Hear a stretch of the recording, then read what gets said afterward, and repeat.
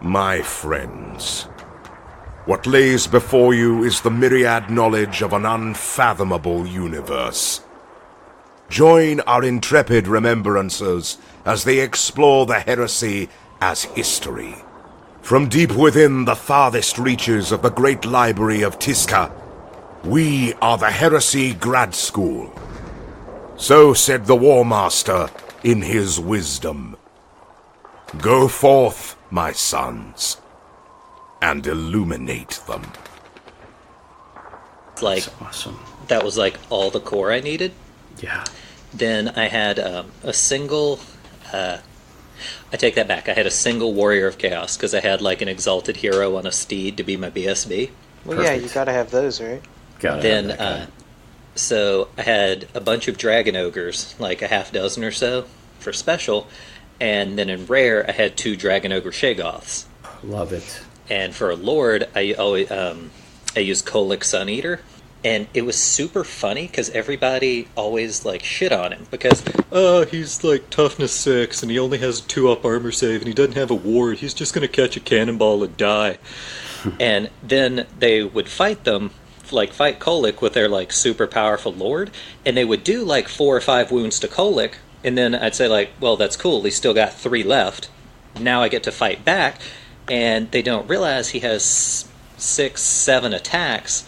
At strength 10 that do D3 wounds each. What? That's crazy. Right. It's like everybody shits on him, and then he like absolutely flattens some poor bastard, and it was terrific. That's got to be the lowest model count army that you can possibly field in Warhammer Fantasy. Like, I can't think of another army that could possibly... 18, 19... Yeah. Yeah, it was under 30. I think it was like 25, 26 models. You're taking trolls for core, man. I mean, not even ogres like can do that. Oh, and what's really great, I loved. We had a couple of undead players who, they'd always say like, "Oh, well, you just stick it with a single ethereal creature and hold up that entire horde." But the fun thing about Chaos Trolls is their vomit is magical. So. Oh, stop, dude! Love it. I mean, there's still plenty of things that would crap on that giant unit, but I think people just didn't expect it. And, I mean, by the time they were like, oh my god, Troll Horde, I think I dealt with it, then there was Kolic, so... That sounds like a great list. You should totally do that again. I might at some point. It's... Or bring your Beastmen back, for heaven's sakes. Jolly's got most of them. I mean, I'm sure he'd be willing to sell them back. Probably, but I just gave them to him. There's a pretty solid Beastman army right now in the meta. Yeah, It's pretty fun. It Eric plays them? Kyle plays them. Kyle plays them. He's a good dude. I've heard good things. Yeah, he's pretty solid. He traded me, 6k points of Bretonnians for a bunch of terrain, so... Nice. Yep. Gotta start working on that nonsense. Oh, that reminds me, while I'm thinking about it. I went through that page 124. Yeah. So the first couple of paragraphs are word for word the same thing that's in Book 1 for like Astropaths and the Astronomicon. But that Great Tithe deal is entirely new, and I have never seen that before. Yeah, so Jason, Pat, are we recording? We are, but I mean, I can always edit it out. No. I want this to be recorded. Hey, listeners! Welcome to another episode of Heresy Grad School. What's going on? So there's 2 things that I want to tell the listeners, right? So the first thing is there are very few moments in, I guess my research. And just overall, dive into the lore where a single paragraph changes my perspective on, like, meta plot, right? Like, everything, right? Oof. Just, man, right? Like, it's intense, right? Goosebumps intense, right? And so this page 124, book 7, which we're going to get into, the Great Tithe, like, that was a paragraph that changed my philosophy on what the Emperor was up to. And I don't know about you, Jason, but Yeah, I mean, it was mind blown. See, this I think goes back to I've heard it several times, and I really like the theory that the Emperor, not only is he a god, but he's like a diametrically opposed to dude to the Chaos Gods. So if you think of him as like a god of law and order instead of chaos, like he's trying to organize the entire universe essentially. Yeah, And this is part of how he does it, is by arranging a literal harvest of the human race to get the humans he wants to get to where he wants to go. yeah, and I don't want to spoil this for our listeners. I want to leave them hanging, like in suspense as much as possible because it's so good. All I'm going to tell you is whatever you think about the Great Tithe, the black ships, the culling of the human psyker population, whatever you think is going on, prepare to be mind blown. And we'll leave it at that until we get into it. The second thing is I have to go back and, full transparency, redact something that we put out either last episode or the episode before. What? It happens occasionally. And this is grad school, right? So this is perfect. So, Pat, Jason, and I, we've all done the graduate level research work, and the first thing you do is you don't just go to the wiki, right? You do not. you might start there, and that's fair play, right? It'll bite you in the ass, don't you know? But you better not just rely on that. And so I fell into that trap a little bit last episode, and I said that the black books were pretty sparse on their coverage of navigators and astropaths and the Navis nobility and the Astrotelepathica, and I may have been wrong about that. So I followed some leads, went down some rabbit holes, went through some warp rifts, and there's book 7 blows out navigators and astropaths, and I think we're going to circle back a little bit in this episode. So I think we were going to do the sort of the windshield tour of the City of Sight. I think we were going to take listeners on a little excavation, but I'd like to hold off on that for a little bit, given the new information that has come to light here from Book 7. Is that cool with you guys? I mean, as long as I get my Grimdark Disneyland tour, I'm okay. At some point, I'm all about it. What is graduate level thesis work if not your professor rambling on about some shit he forgot it to tell you last time? There you go. Yeah. Perfect. All right, well, Jason, would you like to give our listeners the lore that is on page 124? You can start wherever you want. Like you said, I think some of the first couple of paragraphs may have been ground we've already covered, but if you wanted to start either with Astropaths or the Great Tithe, that would be cool. All right, so guys, if you want to whip out those weighty tomes I know you have at your fingertips, check out page 124 on Book 7, Inferno. It's a big red page, the Astrotelepathica, the Astronomicon, and the Great Tithe. So, if you check out the first couple of paragraphs, it's word for word the stuff we were pulling from Book 1 for our first episode here. And what's important here is you can skim over that if you want, but what Dave and I really want to dig into is this last couple of paragraphs, the Great Tithe. So I'm going to read a little bit from it, and just to kind of set the scene for you.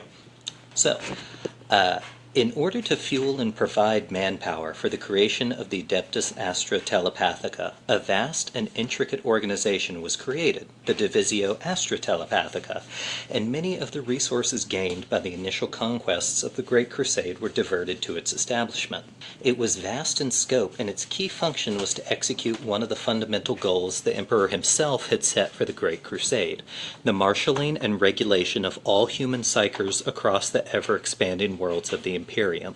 This seemingly incomprehensible task required hundreds of thousands of functionaries and technicians, billions of tons of raw materials to construct specialized facilities, and most significantly, an absolute concentration of a body of Psyker lore on a scale perhaps unknown before in humanity's long history. Now, guys, Pat, Dave, I don't know what that says to you, but to me, this is the division the Emperor creates specifically with the goal of harvesting what he needs out of the human population. What do you guys think? Yeah. Can you guys hear me? Oh yeah, just fine. Perfect.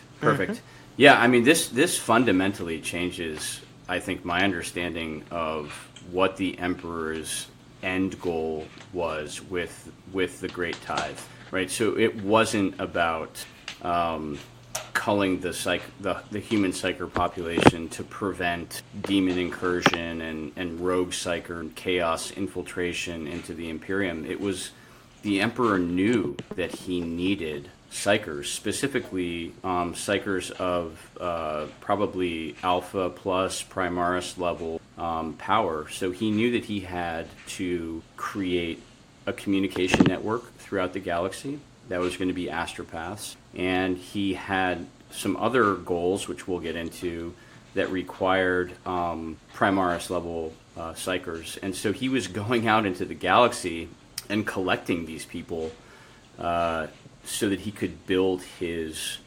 infrastructure to support his goals in the Imperium. And that is to me, that's mind blowing. What it reminds me of, Dave, you remember Master of Mankind, right? Yeah.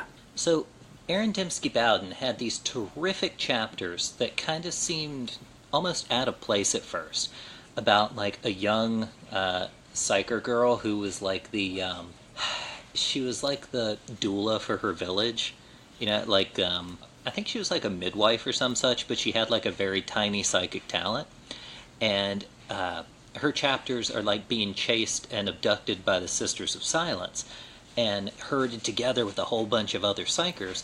And in the end, well, spoilers for like a 3-year-old novel, it turns out that she's what you think is one of the first groups of 1,000 psykers to be sacrificed so the Emperor can get out of the Golden Throne and go wage war in the Webway. But it seems like almost like it's being portrayed as like this is one of the first times that these things have happened. But like from something like this has been going on just since the beginning of the Great Crusade, that psykers have been systematically picked out, harvested, abducted, and the Emperor went into the Great Crusade with this idea that, to maintain communication and to maintain navigational ability to expand his empire, that there's going to have to be this systematic, like, harvesting of psykers from every world he runs across.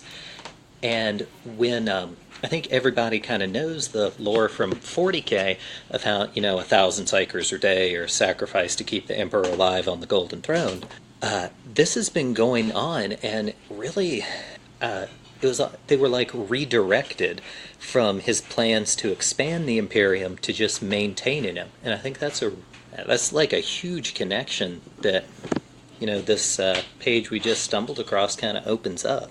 Yeah, it speaks to the Emperor's foresight and his omniscience. And I think when you look at the soul binding ritual, and since we're on Astropaths, and I think we're talking the soul binding, to me, that is the Emperor using his psychokinetic force in the same way that he uses his psychokinetic force to shape Custodes, just on a different scale. So he's taking Astropaths and he's psychically conditioning them almost in the same way he sort of build a Custode from the molecular level up, right, through psychic manipulation, rewriting the gene code. He's just doing it with Astropaths on a slightly, it's not the full scale spectrum, right? It's the soul binding ritual. He's going in, he's reshaping their ability to communicate through the warp in the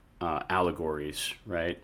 These empathic transmissions that are allegory rather than word. And I mean, to me, there's so many connections here. Pretty cool. And I think when we talk about the Emperor's foresight and this was his plan all along, it just makes things so much more interesting when you look at, like, why now, right? Why this moment? Why the Unification Wars? Why the Great Crusade? Why not before? So it's very interesting. These are very interesting questions, and the Astropaths and the Navigators are at the heart, I think, of all of it. If we're talking about, like, why now, like at the specific point in humanity's history, I think during the Age of Strife there was a huge upswing in both mutations and psychic manifestation. If I was going to make a guess, more or less, unsubstantiated by anything I can find, kind of like call it like an educated guesstimate, I would think it would be then in humanity's history, because there's so many psychers that he has a really large group to pull from just to get off the initial planet, to get out of the Sol system. He's got, so much more of a resource to pull these psychics from to act as navigators and to act as astropaths, because during the Age of Strife, the navigators were, their houses took a serious nosedive, correct? Oh, yeah, for sure. And this is something that I wanted to get into a little bit later, but it feels appropriate to get into it now. So one of the deep plot Easter eggs that Graham McNeill left in what is it?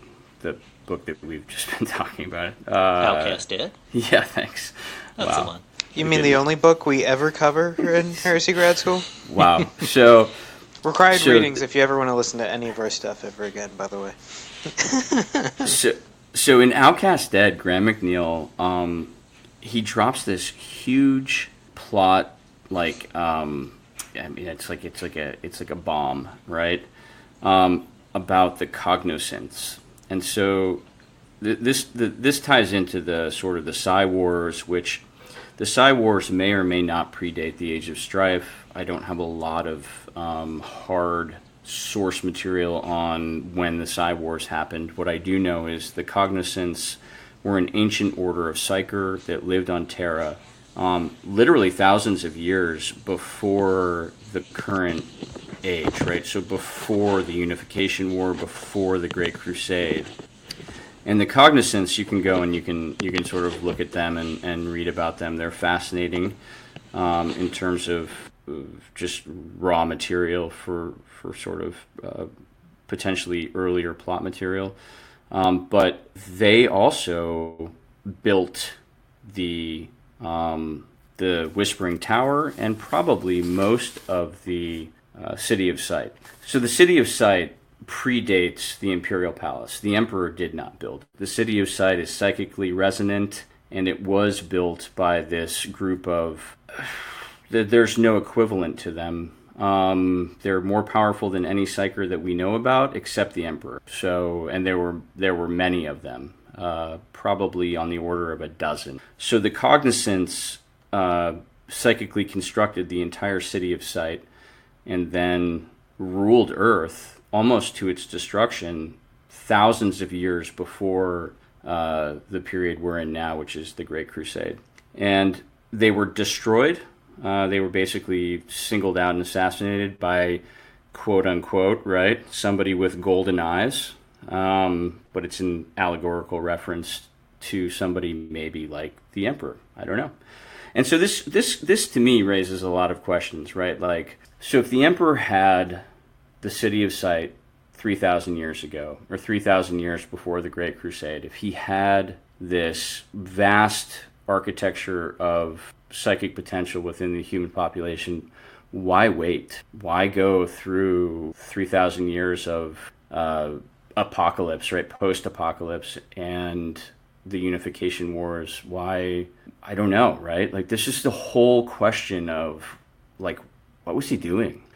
What was he doing for 3,000 years? Was he working on his was he in the gene labs? Was he working on his secret Thunder Warrior recipe? Like, what the fuck was he doing? Was he off on Moloch, Where was he? So I think this is some deep plot stuff that I think you can read the Horus Heresy and love it for its richness, and then you find a book like Outcast Dead, and you just fall down the rabbit hole, like all the way down the rabbit hole, and I'm appreciating it more and more, and I think as I go through the black books and find some of the resource material here that we're talking about, it's just, man, mind blown. So there are some other places that I wanted to go, but I don't know if they need to be part of the Astropath episode, because it gets into sort of the division Investigates and the Divisio Investigates, and I feel like the Divisio Investigates really leads into more about the Silent Sisterhood, and I want to save that for another grad school episode down the road. Maybe one after this, but because it's connected, but it's not necessarily directly connected. So the only other thing I wanted to talk about before we do the City of Sight tour, which feels appropriate since I just talked about it, was the one other call out on page 14 of the Black Book, which is book 7, right? Page 14, the Council of Nicaea. The Astropaths, the Astrotelepathica, get a shout out. So they're actually at the Council of Nicaea, and they're fairly high up on the council. So you have the Emperor, of course, right? You have Malcador, the Sigillite, the High Proconsul Imperialis. You've Kilbor Hall, the Fabricator General of Mars. You have the Lords Militant Tabor Ludovica and Haldane Malon, who both muster of the Imperialis Auxilia. You have Grand Admiral Constanza Sutai Falcon, the Imperialis Armada, who I did notice must have either changed out or passed on before Su Kasan, right? Because Su Kasan is the, when you get to the Siege of Terra, when you get to the Solar Wars, she is the Grand Admiral of the Imperialis Armada. Oh, yeah, that's a good point. Which is interesting because we don't know anything else about Suati Falcon, who we would assume is her direct predecessor. So that's just sort of interesting kind of subplot there. And then we have Oculix Magister Jalisco de Jericos Huerta, Ordo Astra Telepathica. And Oculix Magister, who we don't really know what Oculix Magister means. There's no other reference to it in the lore, even in the Black Library novels, like Outcast Dead. So we would imagine that the Oculix Magister is the highest ranking member of the Ordo. He's the chief High Muckety Muck of the High Muckety Mucks. Yeah, but he is the High Muckety Muck, and it's also interesting that it's called an Ordo, Ordo Astra Telepathica, and his stance at the Council of Nicaea was, unsurprisingly, avowed neutrality, right? Right. We're not for, we're not against, right? The sanction of Magnus, and really it wasn't about Magnus, it was about the Librarius project, right? Really, I think is what was on trial at the Council of Nicaea was not just Magnus and the Thousand Sons, but it was really the Librarius project within the legions, the Legiones Astartes.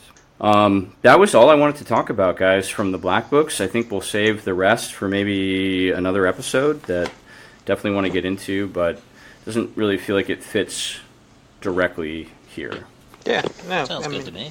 Definitely sounds good. Okay. So, shall we take a walk? We shall. We shall take a walk. And this is the City of Sight within the Imperial Palace. And the first landmark that we're going to come to is, so if you were outside the Imperial Palace, and you were kind of coming into the Imperial Palace, we're going to take you on a tour of what you would see, right? So this is sort of Kai Zulane's journey, but it's also the journey that anyone would take coming into the city of Sight. The first thing you're going to see is the Obsidian Arch, and it's the main entrance to the city of Sight.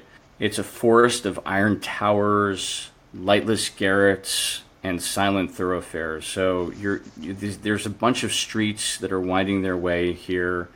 It's a glossy black archway, and you just imagine that there's a mass of humanity, but sort of maybe anachronistically, there weren't that many of the Astra Telepathica on the streets at this point.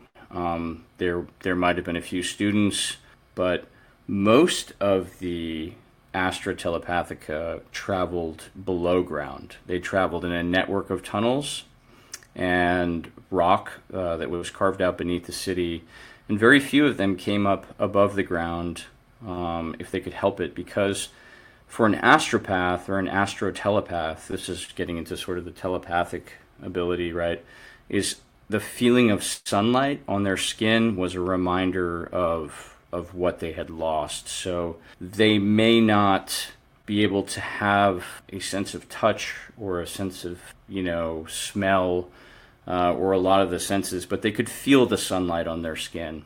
And I guess that sensation of being above ground and all of those memories brought back that sense of loss.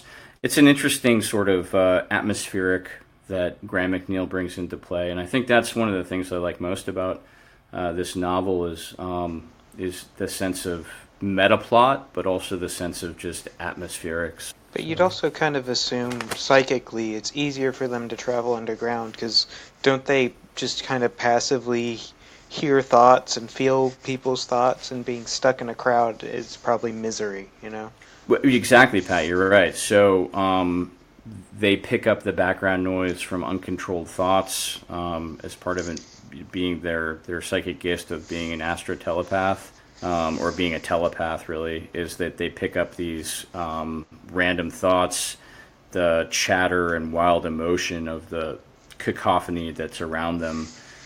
So they travel underground to avoid that, but also underground in the tunnels built by the City of Sight. They have psi disruptive crystals. So it's a really cool idea. It's this idea that you can line the walls with sort of noise dampeners, but they're not like sound dampeners. They're just like psychically reactive crystals that will dampen out any background noise, stray thoughts, or whatever. That was cool. Cool idea there. The next thing that you would come to is the Gallery of Mirrors. And within the City of Sight, it's sort of gloomy. Of course, they had statues and the typical columned buildings with the grandly shaped and heroically proportioned monolithic structures, right? It's very, even at this time of sort of the Crusade, it's very Gothic feeling to me. And so you would kind of soak up all the light and the warmth of the day.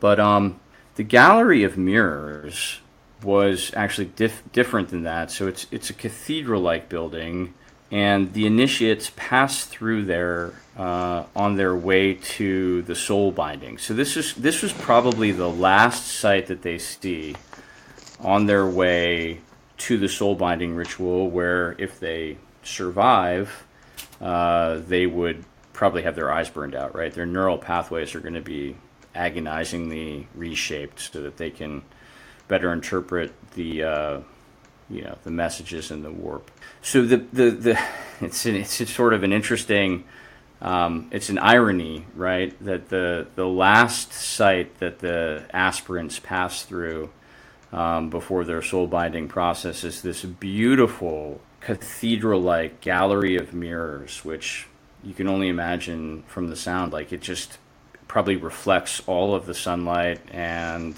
has all of the beauty that's lacking in the rest of the City of Sight and sort of the Imperial Palace in general. So it's an interesting it's an interesting sort of play on I think loss, right? I think that's like loss and sacrifice.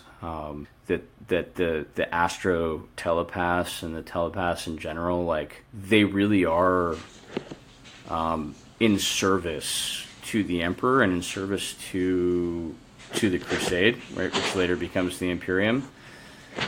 So it's like sort of a common theme throughout.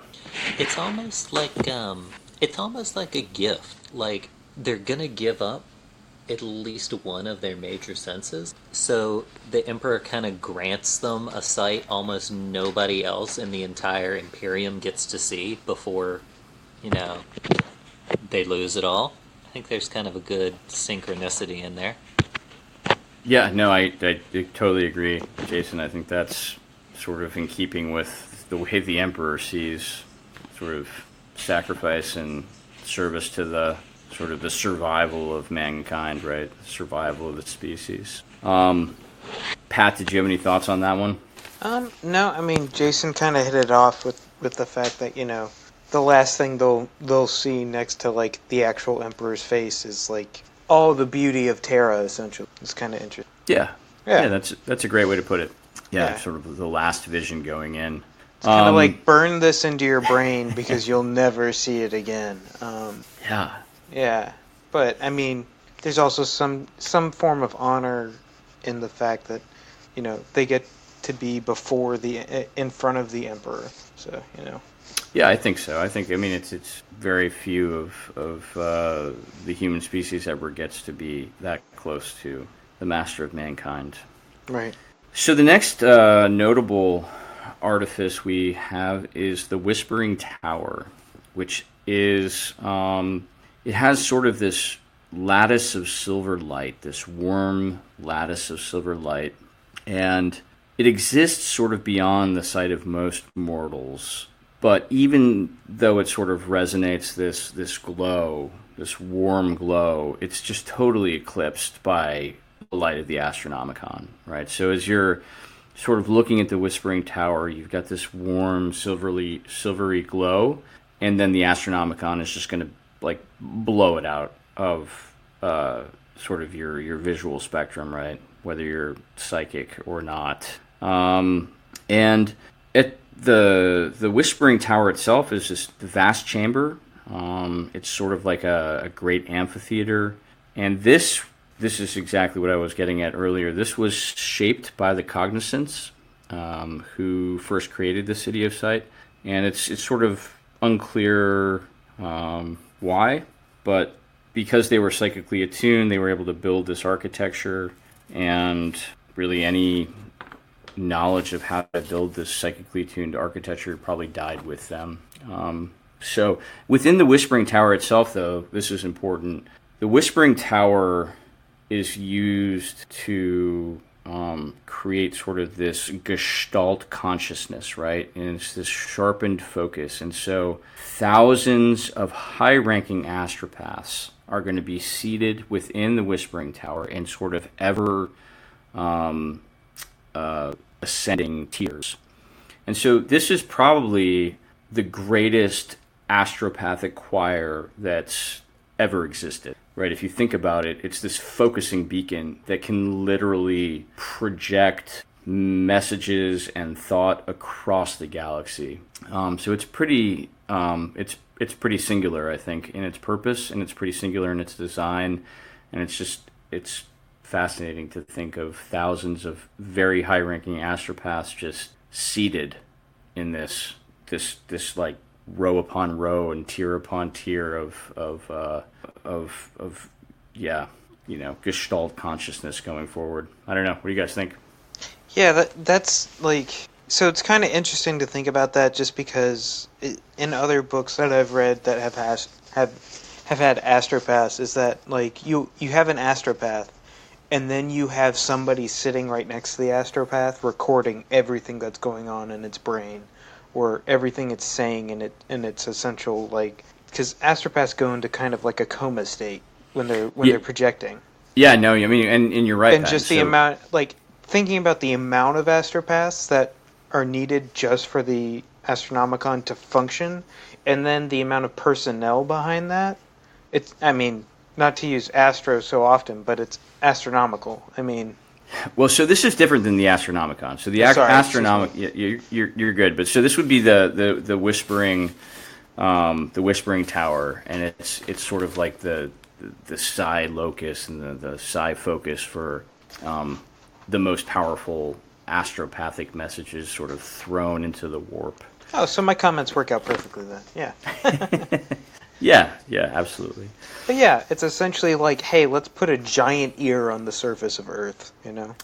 Yeah, a giant ear and then also a giant like voice. Yeah. You know. So it's both receiving and sending. It's the receiving and sending signal, the heart of the Imperial Palace in terms of communications. So it's pretty cool. I've never really thought about how like the Imperium communicates on that level. I think so deeply before. I've never really deeply thought about sort of the underlying architecture, right, of how that happens. And so that makes sense that they would have like a hub, right, of sort of communications. So moving on, this is actually really interesting because this is something that I was alluding to in our last episode, the Honora Critica Alcara Mundi.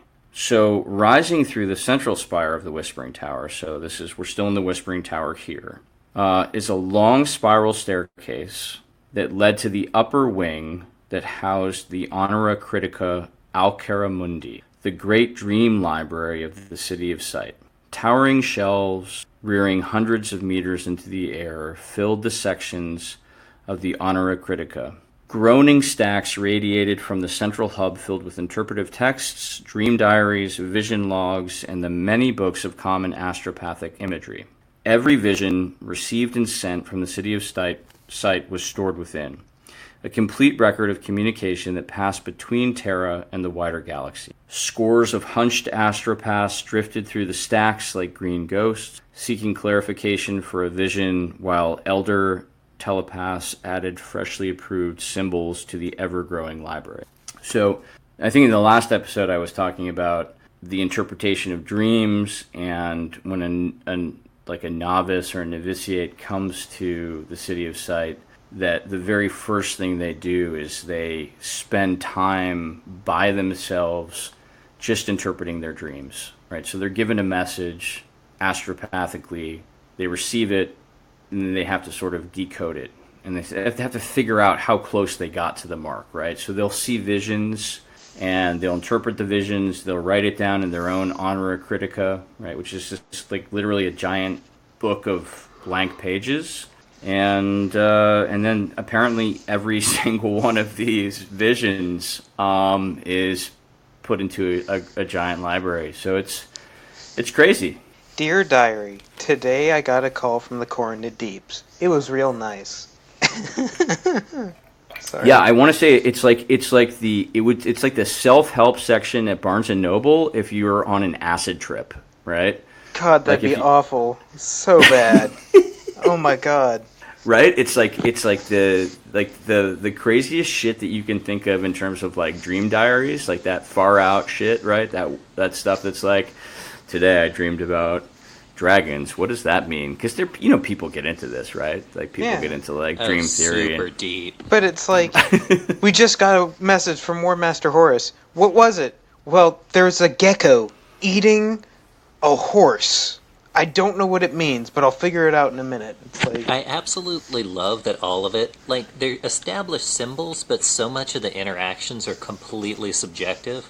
Yeah, which is wild, right? Like one astropath will receive the very same message completely differently, but then they can decode it based on their own, Honora Critica and sort of the fact that they've studied at the City of Sight. But then not every not every astropath can decrypt every message, but they can still act as a sender for said message. Yeah, I think that gets into sort of the ciphers, right, Pat, that you were talking about last episode? Yeah, so you got like, I think like the highest one is like Vermilion or something like that, but yeah, it's like, because every psyker, excuse me, every astropath can act as a conduit, but they don't necessarily, like, for instance, the relay stations act as a conduit for a message to continue on to another place. So they receive the message, but then it passes through them on into the next poor schmuck down the road. So. Oh, I think you're right. Vermilion is the highest coding level, which I remember because I've read the very first Gaunt's Ghost book, like, Yep. probably 8 times by now. And Gaunt even says, like, oh, holy shit, this is Vermilion level. Even, like, mainline combat orders are only Obsidian level. Well, I mean, Dan Abnett actually mentions it, like, 10 times, like, in a chapter in that book. So that's the only reason why it was nailed into my head, and, like, I know the highest level. But, yeah, so, not everybody has the clearance, so not everyone will actually... Like, I don't necessarily know how the conduit system works as far as, like, do they interpret the dream and then push it on? But who knows? Well, let's get into that. So we'll skip a couple things here. We'll skip the sort of the novitiates and sort of where they study, and then we'll come back to the cryptocesian, because the cryptocesian is pretty important. But Pat, what you were talking about is the conduit. Yeah. And so the conduit is at the heart of the City of Sight. It's the nexus of all intergalactic communication for the Imperium. So messages initially come into the conduit, and this is it's a room where basically black-clad infosites plugged into their cogitators and sort of arrayed in their hundreds they're just downloading telepathic messages. They're sifting through them. The cryptocesians are there. They're sort of looking for any type of, probably, Pat, what you're talking about, right, which is encryption, and then as well as if there's any type of what they think of maybe tampering, right? So these are messages that are being tampered with. They're sort of sifting through them. And then they're passed through pneumotube, which I can only imagine is like the sort of the pipeline, the air vac system, but it's like an air vac system for telepathic message, right? Yeah. So I mean, it's weird. I don't know, Graham. You'll have to come back and tell us, Graham McNeil, what the fuck you were thinking. Please listen to our cast and come on our show, please. Describe the conduit pneumotube system. He comes on and he's like, I don't know, I wrote that forever ago. I was super high when I wrote that.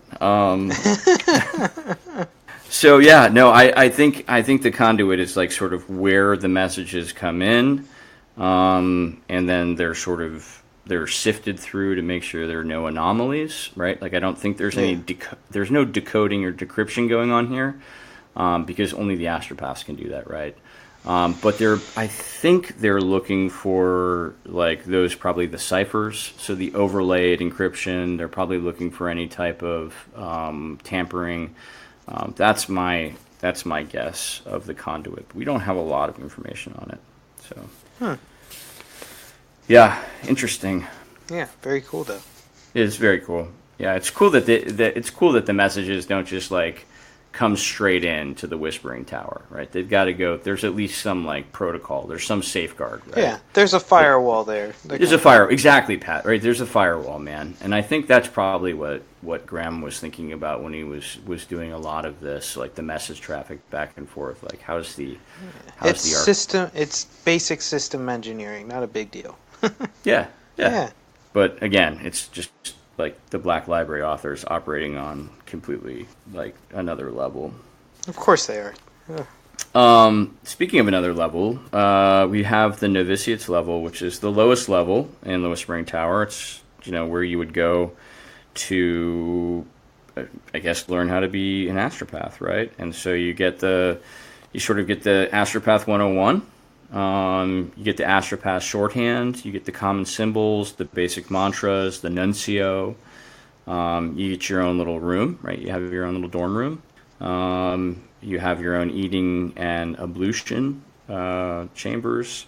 and you just basically, I think you spend a lot of time just interpreting your dreams, man. Be pretty cool. Kind of trippy, dude. I mean, that's not even their full-time job. It's like the entirety of their life. Yeah. Yeah, which is weird. Like, for people that basically sleep all day, astropaths are like fucking super short-lived, right? Like, they just waste away, which I find like is this like another irony, right? Like, you're basically sleeping. You're like napping all day long, right? 24/7, and yet a 20-year-old astropath looks like he's 50. You know, which is it's wild, right?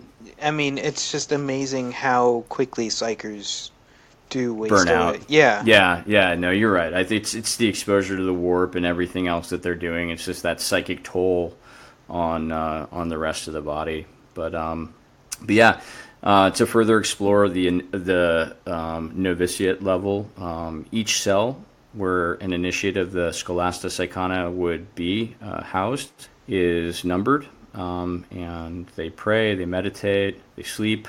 They're completely devoid of anything that might have indicated who they were before then. So personal effects all gone, which makes sense because if you're trying to psychically cleanse a space so that you have no contamination of influence or dreams, that's what you need to do, right?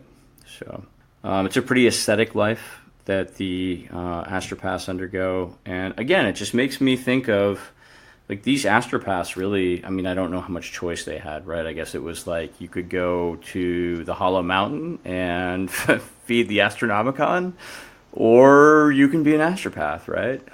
So not a whole lot of choice, but it is definitely a sacrifice, and they are certainly servants of humanity. They're servants of, the Imperium, I think. In the same way that Space Marines are, right? So Legiones Astartes, right? They're like taken as kids, right? They don't have a fucking choice, man. It's like some little kid, right? Picked off the street and like, hey, man, we're going to graft some muscles on you and psycho-indoctrinate you and turn you into a fucking serial killer. But it's for it's for the good of humanity, right? So... Yeah, well, that's everything the Emperor does, right? It's all allegedly for the good of humanity. He doesn't specify which parts of humanity, but it's definitely some of them. Mostly his parts, but that's debatable. He does it for all of us. Yeah. No, it's. I love it though, man. It's just what makes the universe so compelling, right? It's so grim that. I think it's what gives it its resonance, right? It's this atmosphere.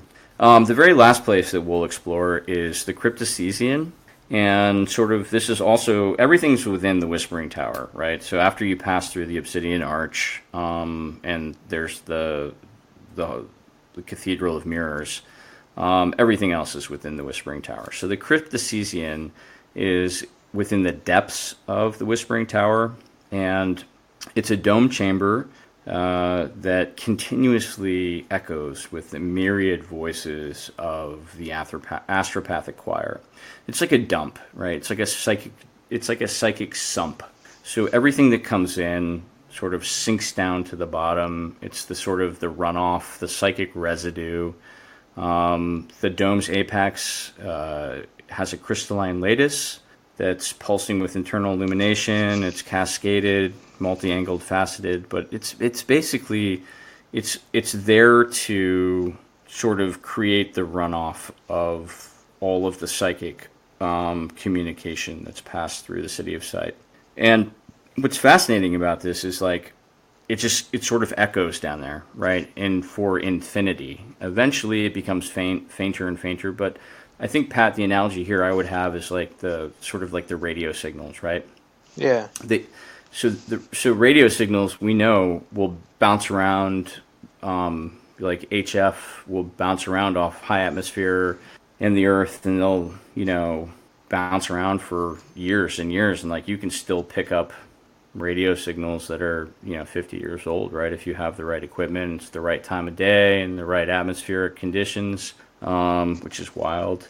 But so this is basically that. This is the psychic runoff of every astropathic message that was ever sent and received by the City of Sight. And there's a special group of astropaths within the City of Sight called the Cryptocesians, right? Big surprise there.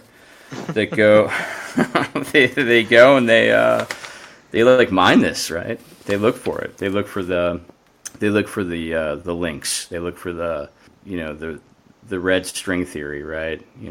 What connects to what, and so it's interesting that even exists, right? That's a thing. Ostensibly in the Heresy, they're obviously looking for signs that the agents of Horus infiltrated the Imperial Palace, or they were able to infiltrate the City of Sight. But before that, they were looking for other types of psychic residue. Pretty tough, man. Yeah. Sorry, when you say psychic residue, it just sounds gross and sticky. Like, it just sounds really unpleasant, you know? Yeah, like you wouldn't want to just like go down there without wearing your protective clothing, right? Yeah. And it sounds kind of like the psychic version of like that sweaty pit thing you get after you work out, right? Well, I mean, so we know that psychers get like frosted from like using their warp powers. Like, I wonder if that manifests in any other ways. Because like they even talk about, for instance, if we go into 40K, psychers on both sides of the battle, either forces of chaos or forces of the Imperium, both have this like psychic residue of frost. I wonder if it can manifest in a gooey form. Sorry, it's a bit of a tangent, but it's worthwhile. I promise. Yeah, I don't know if I've ever heard it described as manifesting like that. I do remember that like in some of the Eisenhorn novels, and Dan Abnett may have actually said that he took some liberties with this, but do you guys remember when they were able to like reconstruct past events through a seance almost? It was like some kind of a psychic seance. Yeah. Like they would take objects from this personal effects that had like meaning and resonance, and they were able to reconstruct sort of ghosts, and you could have like this little conversation with them. It was weird. That was Eisenhorn, right?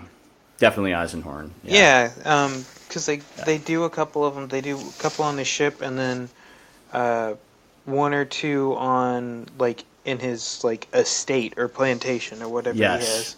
Yeah. Exactly. Yep. So I don't know if that's like maybe a little call out to that idea, right? That things are imprinted and have sort of psychic residue. Not the greatest way to say it, but maybe like a residual sort of psychic imprint, right? Yeah. So that's it, man. That's what I've got. That's the City of Sight, guys. I hope you enjoyed your tour. We'll be stopping in the Petitioner's City, and everyone's got to get the fuck off. Yeah. Get off the fucking bus. Don't worry, we got plenty of pics, and there's a little souvenir bobbleheads of the Emperor. No big deal. So, awesome. Yeah. Jason, you got anything? That was pretty comprehensive for me. Yeah. Well, I mean, I think that's it for us as far as Astropaths go. But thanks everybody for listening in. It's actually been a lot of fun. I love our long series that we do, but also these small episodes, like these one or two mini-sodes, I like to call them, are what make the lore of Warhammer what I love. It's just you can pull so many awesome things out of it. But yeah, so thank you everybody for listening, and let's go on get some plugs. Dave, you got anybody? I do have one plug, and it's the House Orlok transfer sheet that I talked about, I think, many episodes ago when we were still talking about the Cornered Deeps. Yep. So that has come back, and it is a thing now. I have seen the sheets. I have seen the specs. It's going to be awesome. If you guys would like to get in on that, please hit me up, and I will point you in the right direction. So I don't have a cost yet, but we can go over all the details, and believe me, you will not be disappointed. This is going to be a transfer sheet that is amazing, and you'll be able to use it for all kinds of stuff. I'll quickly plug our buddy Steve, part of the Remembrancers Retreat, also part of Richmond 30K. He's currently we're currently supporting / running a bit guessing charity event. We've got I know we posted the link up on the Remembrancers Retreat site, and it's on Richmond 30K, Maryland 30K if you're local. But essentially, like, there's this big jar of bits, and it's a charity event, so, like, donate a couple bucks and take a guess at how many bits are in this jar. There's a lot of stuff in it, and I'll make sure to link that back up on the Facebook. But you might also hear him for our Australian listeners. You might hear him in the next Eye of Horus episode. He and Brian from Maryland 30K talked about the charity thing, and then Ryan talked about the Nova charity auction and, like, the awesome Heresy armies and, like, the warlord that's being painted that you can buy raffle tickets. So really cool stuff. Jason? Yeah, there's some good stuff in there too, Pat. I mean, it's just not like you're just like random bits of shit that you can't use. Like, oh no, yeah.